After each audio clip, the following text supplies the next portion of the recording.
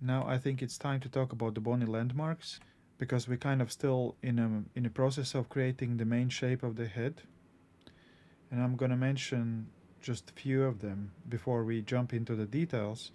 And when we work on the details, then of course there's gonna be more bony landmarks. What I mean with bony landmarks, those are the parts of the skull that highly affect the shape of the head, no matter what facial expression you have, or even no matter how much fat or muscles you have on top of it. So basically, the parts of the bone that mostly affect the face. Let's talk about the main dimensions of the head.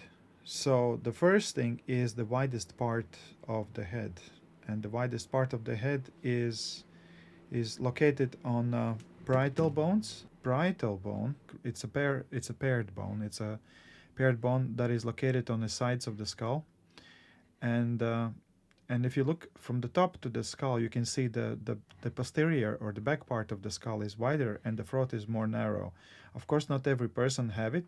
Some people have more rounded heads, and there is no very kind of visible difference between the back and front of the head. But most of the people, they do have wider backside of the head and much narrower the forehead. So about the ear, on the parietal bone, you have this bony landmark called parietal eminence, and this parietal eminence is located, if you look, when you look at the ear, just above and a little bit backwards of the ear, and that's basically the widest part of the head. So let's try to kind of feature it here. So first we identify the place. Basically, we think could be somewhere over here. So this is going to be the place where we think the widest part of the head supposed to be. So look, if you look from the top, you can see already there is some difference between the front and the back side of the skull. So let's add some more clay here, just to make it a little bit more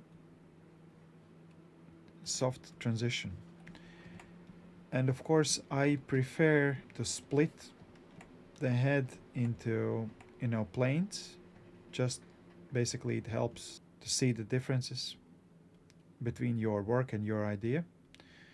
And let's separate the temple of the head, the side of the head, from the roof and the front. Maybe it's time to talk about like the second most important landmark. It is the temporal line. So this is the temporal line, and I would suggest you still follow these kind of angles, because here you can see there is kind of division between the forehead, the roof of the head, and the temple.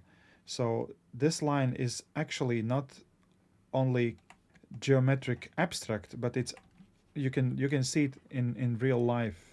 So you can see there is this tiny line, kind of resembles this border between the temple and the rest of the skull.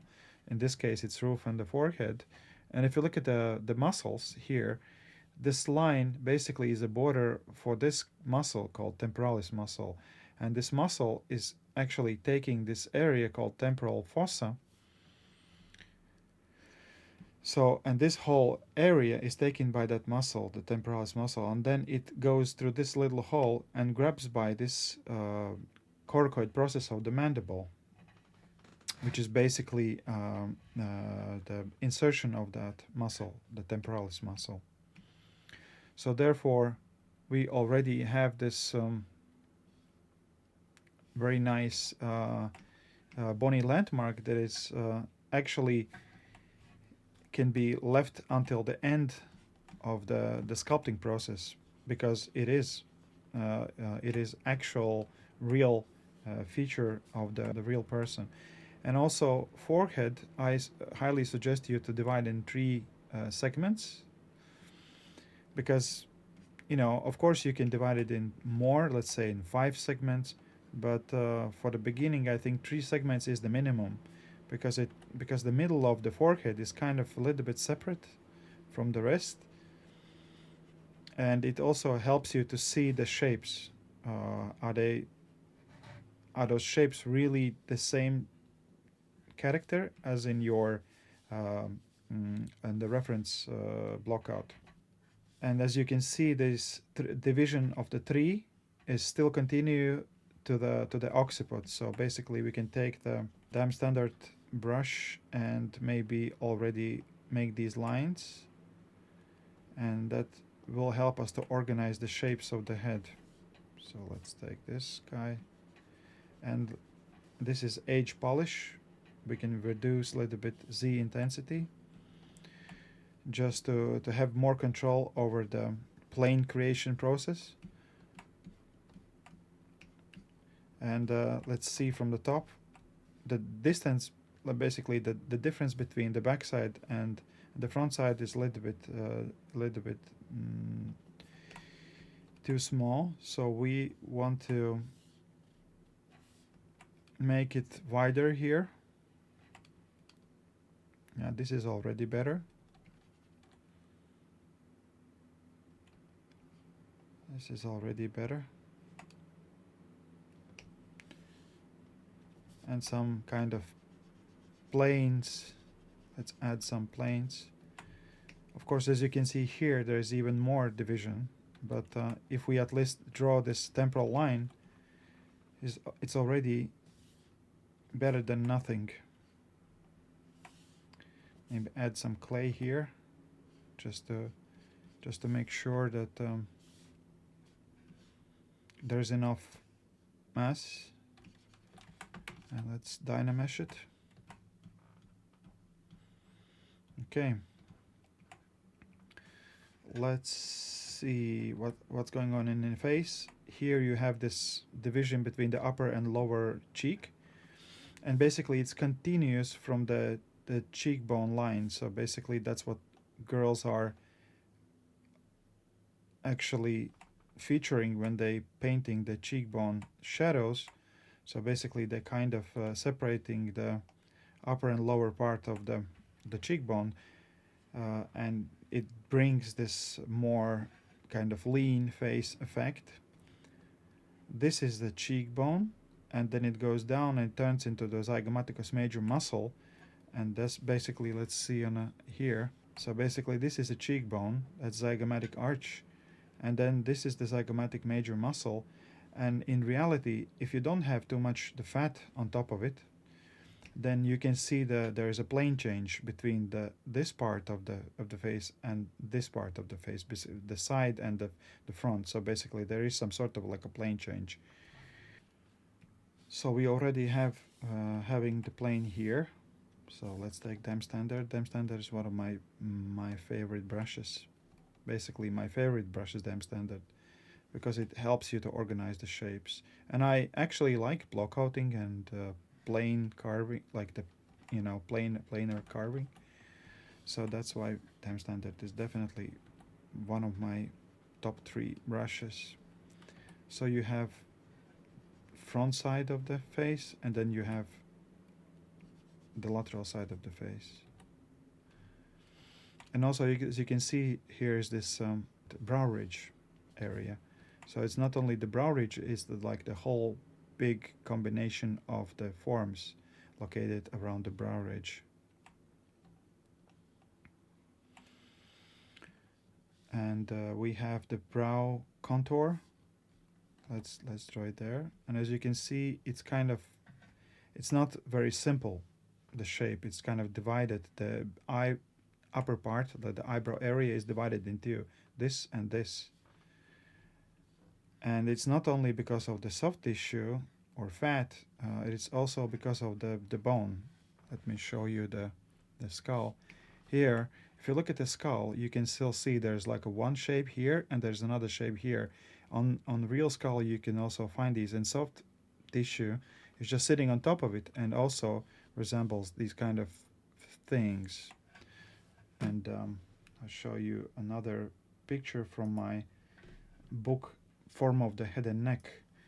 There is this illustration that shows there's like one direction here and there's another direction there. Basically, the eyebrow area is kind of separated from everything else. Another way how to look at it is like a convex and concave. You know, there's just, this is from my first book, Anatomy for Sculptors book. And here is the Michelangelo David's eye, and you can still see the same thing. And even if the person is very lean, you can still see this feature, because as I mentioned, that's because of the bones, because it's like it is the bony landmark. Okay, here you see the cheek is kind of straight, and here we have some bulging.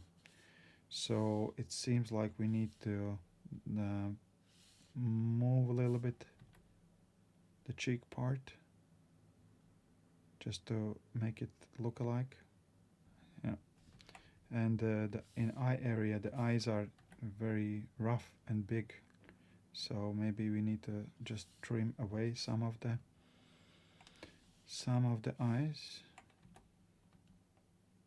some of the shapes. Just take a little bit away, and it seems like it's soon time for increasing the polygon count. So we need to probably make it a little bit dense, polygon count. So therefore, let's dynamesh it a little bit smaller polygons, so we can really work on smaller details. So this is our eyebrow area. As you can see, I continue this line here, so it doesn't stop there, it just continues, and it goes down and stops in front of the ear. And it also has some anatomical explanation, because this is superior temporal fat. Basically, in reality, on top of the, here in this area is filled with fat, and it creates this kind of arch shape. So, and as you can see, this line continues also down and kind of makes the shape of the masseter muscle. So these lines that I'm applying basically will help me to make sure that I'm on the right path.